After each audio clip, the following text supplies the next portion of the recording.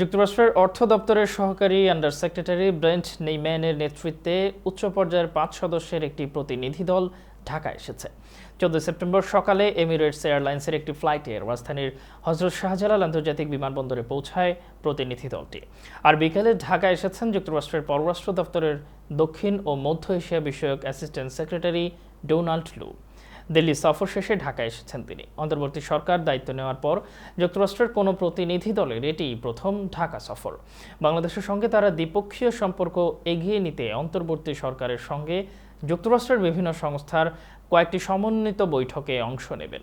সফরকালে প্রধান উপদেষ্টা মোহাম্মদ ইউনুস, পররাষ্ট্র উপদেষ্টা মোহাম্মদ তৌহিদ হোসেন, অর্থ ও বাণিজ্য উপদেষ্টা ডক্টর সালেহ উদ্দিন আহমেদ ও পররাষ্ট্র সচিব মোহাম্মদ জসিম উদ্দিনের সঙ্গে মার্কিন প্রতিনিধিদের বৈঠকের কথা রয়েছে।